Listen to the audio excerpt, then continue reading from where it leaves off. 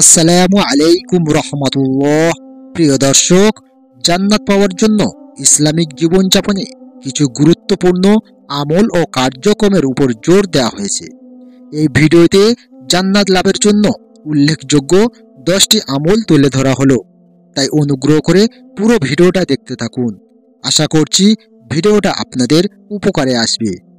ভিডিওটা শুরু করার আগে আপনার কাছে একটাই অনুরোধ করব, আপনি যদি ইসলামকে ভালোবেসে থাকেন তাহলে ভিডিওতে একটা লাইক দিন, আর চ্যানেলে নতুন হলে চ্যানেলটি অবশ্যই সাবস্ক্রাইব করুন।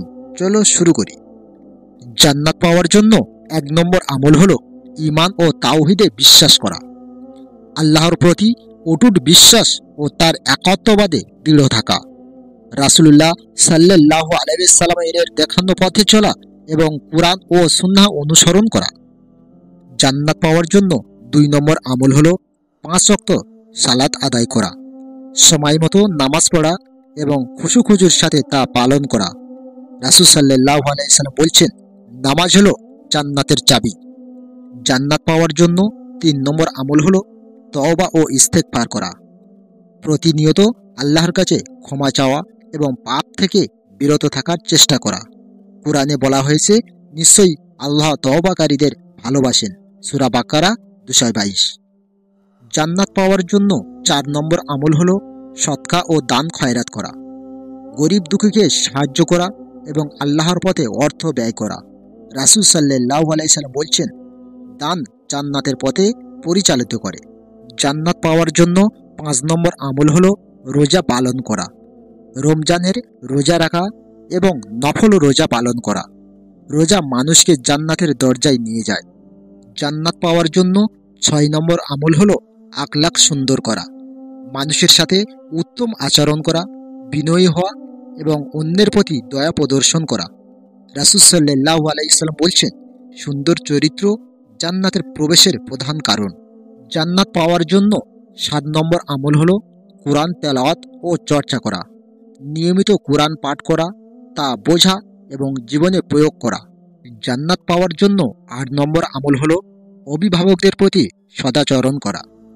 মা বাবার সাথে উত্তম আচরণ করা এবং তাদের সন্তুষ্টি অর্জন করা। আল্লাহ বলছেন, তোমাদের প্রতি নির্দেশ হয়েছে মা বাবার সাথে সদাচরণ করা। সূরা নিসা 36।